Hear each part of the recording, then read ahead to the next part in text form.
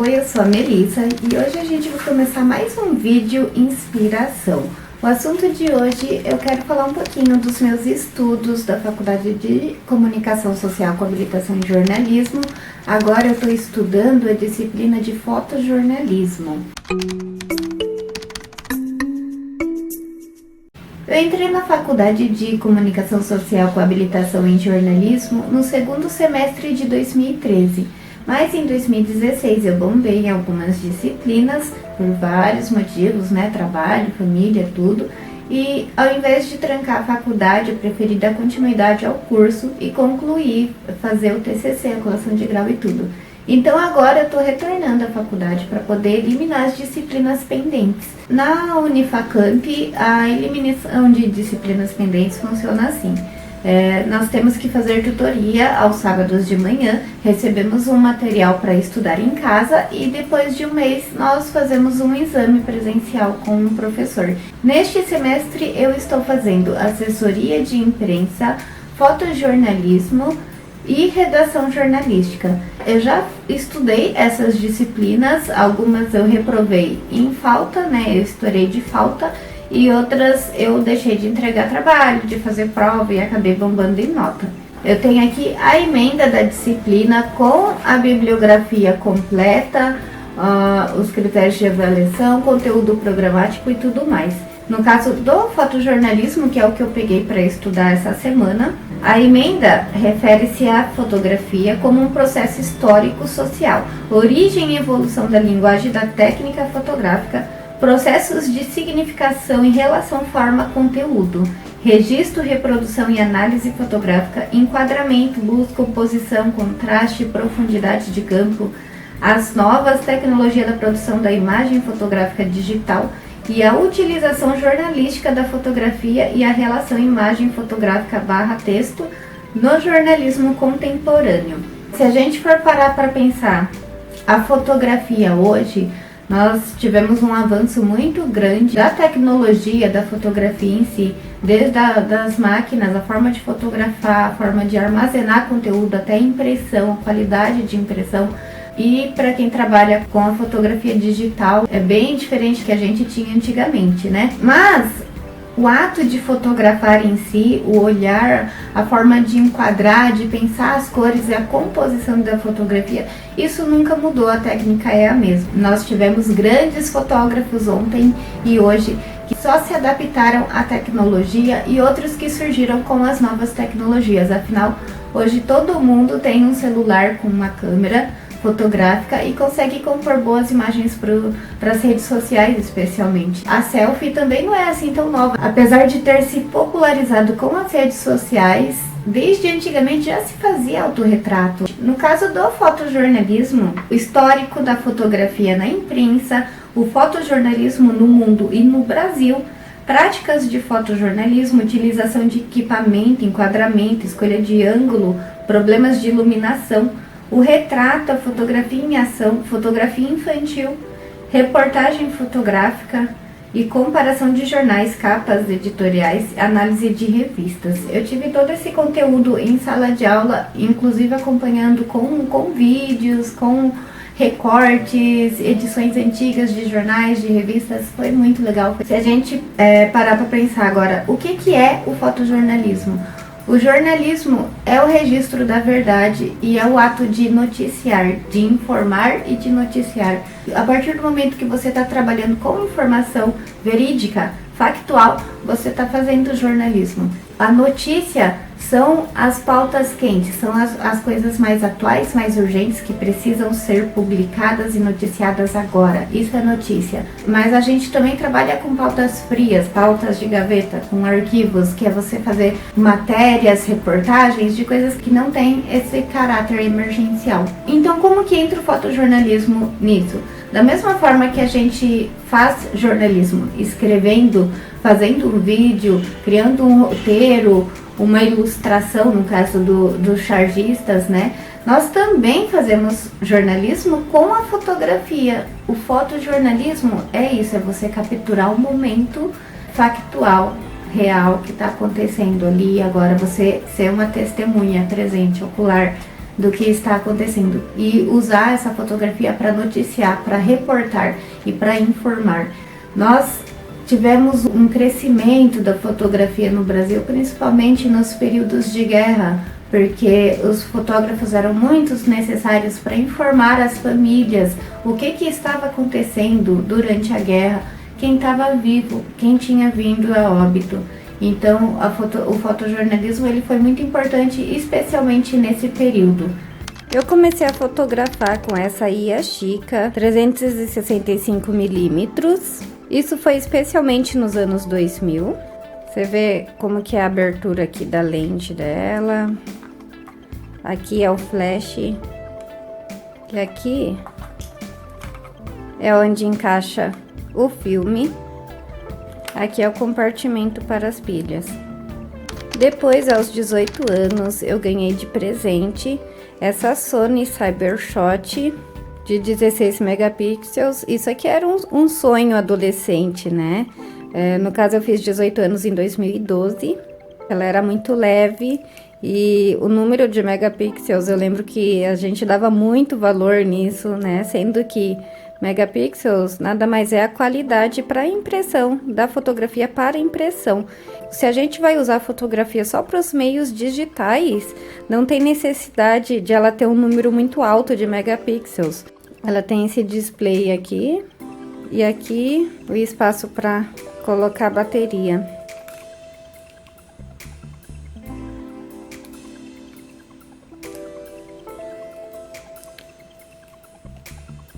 Hoje eu uso essa Nikon Coolpix L820, é uma câmera semi-profissional. Eu me apaixonei pelo design dela, ela é toda vermelhinha, toda compacta, cabe tranquilamente na mão. Ela tem um zoom muito bom, então eu consigo trabalhar com esse zoom bem favorável na hora de fazer fotografia e filmagem também. É o diferencial do celular para mim. A qualidade de imagem não difere muito do celular, mas o que diferencia ela para mim é essa possibilidade de dar bons zooms. E a gente não pode deixar de esquecer os celulares, né? Os smartphones. Hoje eu uso esse daqui da Asus, um Zenfone Selfie 4. Ele é muito bom, tem uma qualidade de imagem muito boa, tanto para fotografia quanto para filmagem. Tem essa câmera traseira e duas câmeras frontais. Uma eu acabei prejudicando aqui numa queda, mas ele tem uma qualidade de imagem muito boa. Eu super recomendo a Asus.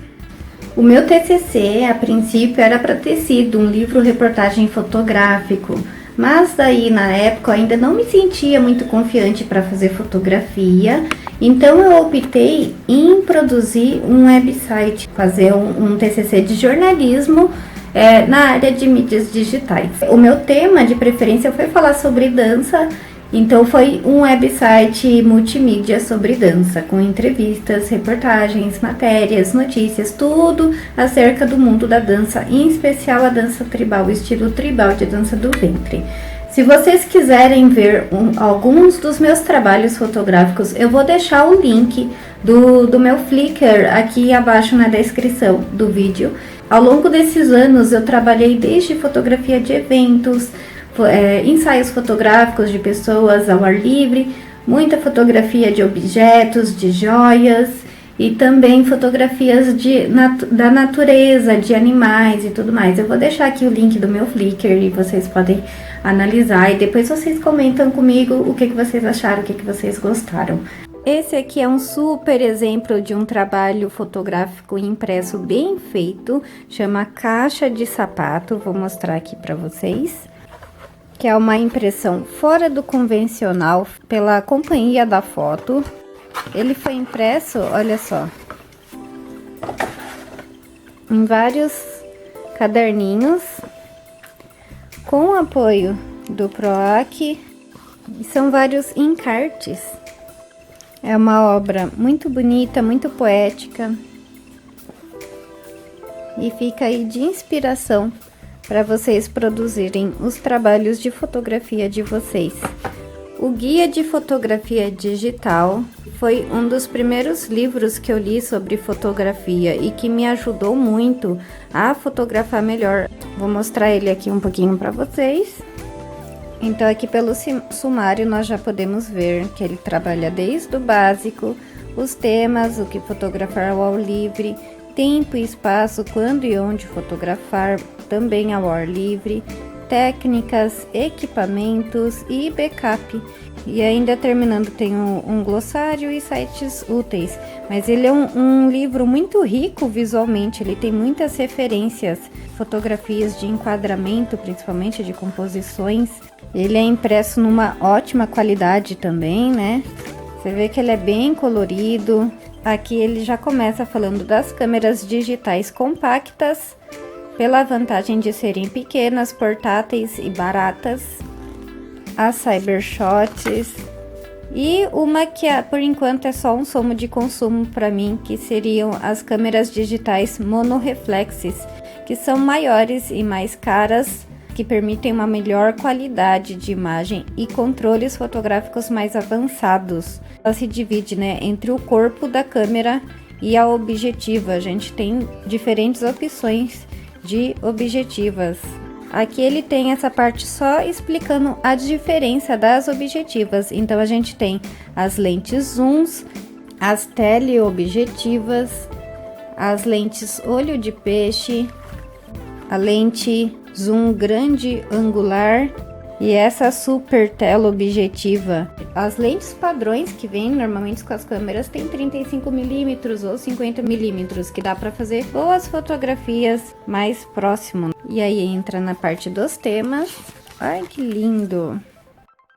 Dicas de iluminação, fotografando animais, pessoas, edifícios, arquitetura, paisagens, intensidade, temperatura da cor, iluminação, sobre o uso de luz natural para criar uma composição, fotografando à noite, de dia, enquadramento, a regra dos terços.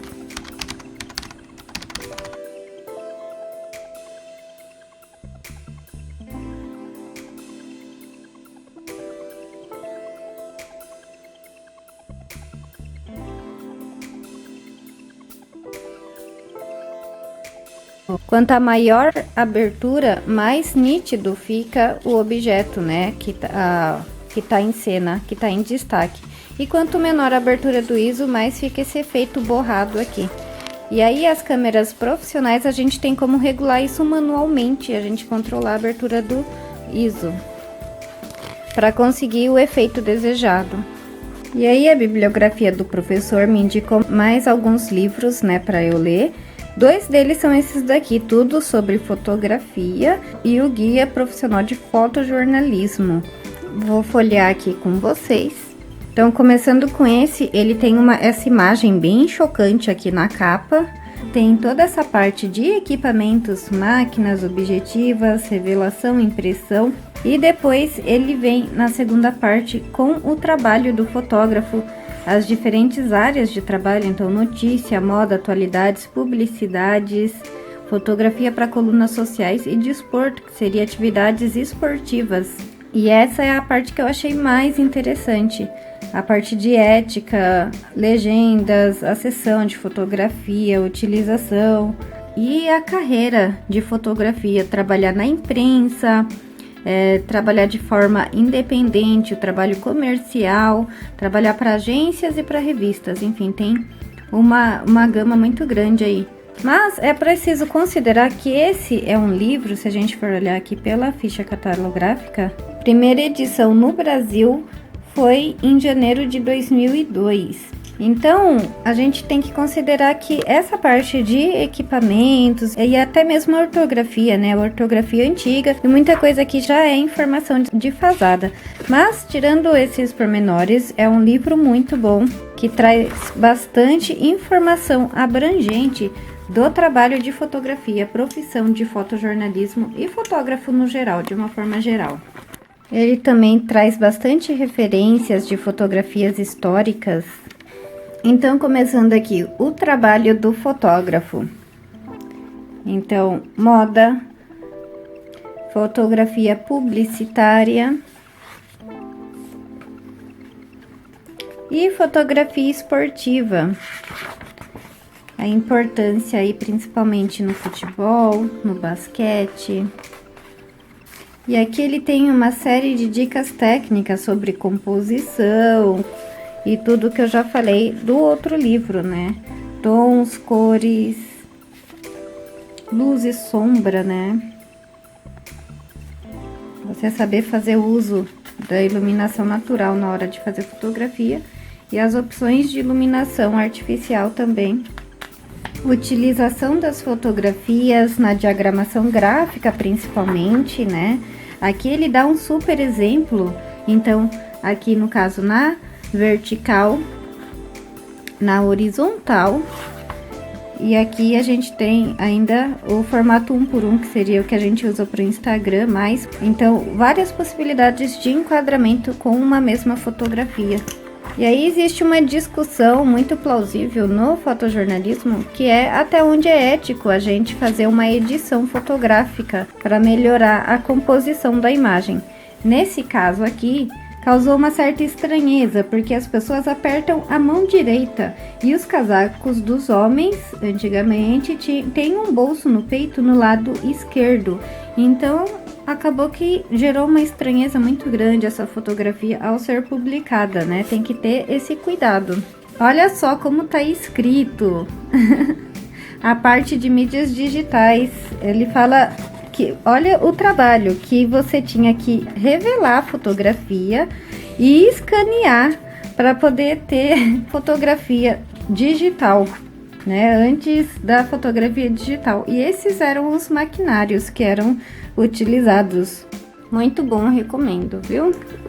O livro seguinte é Tudo sobre Fotografia. É um livro antigo, né? Que traz algumas informações antiquadas que já estão defasadas, mas ele tem explicações detalhadas de tipos de equipamentos, várias técnicas de fotografia e mais de 800 fotos e diagramas. As cores de impressão estão muito bonitas. É um livro muito gostoso de ser folheado, tem algumas obras muito poéticas e é um livro grande, então dá um certo prazer trabalhar com esse livro, manuseá-lo e tudo mais, né? São muitas fotos, diversas possibilidades de composição, de enquadramento. Mesmo com as mídias digitais em alta, dá um certo prazer a gente ter um trabalho impresso, poder ver na mão, ver uma exposição de perto. Então, se vocês tiverem a oportunidade de ver isso na escola, no museu da sua cidade, aproveitem, porque realmente é uma experiência assim, muito boa. Aqui, ele traz umas dicas de maquinário. Então, como apoiar a câmera. Tem uma série de ilustrações aqui com dicas, olha só, para você poder trabalhar com a câmera. E os tripés, as possibilidades de tripé. Esse é o convencional, que é o que eu uso. E aí tem outras opções aqui, os de mesa, os para celular. E aqui ainda... Olha só, isso seria similar ao que a gente usa atualmente como pau de selfie, né, para celular. Uma parte só do corpo humano, corpo em movimento, a beleza de fotografar dança, paisagens, horizonte, profundidade, escalas, as mudanças da luz e da temperatura natural, o céu, cidades, água, arquitetura, natureza morta, que é você fotografar plantas, fotografar objetos inanimados, a natureza selvagem, fotografia close-up, fotografia submarina. E entra na parte do fotojornalismo, que é você conseguir captar momentos reais, ou seja, sem você precisar compor a imagem, olha só. Momentos históricos, Muito bom, também recomendo, viu? Lembrando que esse livro aqui, ele é de Portugal, ele foi publicado em Portugal. E aí ele traz aqui como apêndice o Código Deontológico do Jornalista, aprovado em 4 de maio de 93. Apesar de ser antigo, eu achei muito interessante ler algumas dessas constatações, principalmente no tempo político que a gente vive atualmente. É bom a gente lembrar qual que é o papel da imprensa com o que está acontecendo no nosso país. Primeiro, o jornalista deve relatar os fatos com rigor e exatidão e interpretá-los com honestidade. Os fatos devem ser comprovados ouvindo as partes com interesses atendíveis no caso. A distinção entre notícia e opinião deve ficar bem clara aos olhos do público.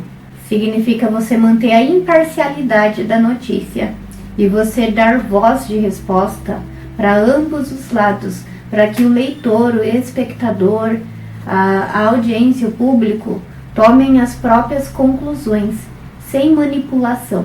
Segundo, o jornalista deve combater a censura e o sensacionalismo e considerar a acusação sem provas e o plágio como graves falhas profissionais. 3. O jornalista deve lutar contra as restrições no acesso às fontes de informação e as tentativas de limitar a liberdade de expressão e o direito de informar. É a obrigação do jornalista divulgar as ofensas a esses direitos. 4. O jornalista deve utilizar meios leais para obter informações, imagens ou documentos e proibir-se de abusar da boa-fé de quem quer que seja. A identificação como jornalista é a regra e outros processos só podem justificar-se por razões de incontestável interesse público. 5. O jornalista deve assumir a responsabilidade por todos os seus trabalhos e atos profissionais, assim como promover a pronta retificação das informações que se revelem inexatas ou falsas.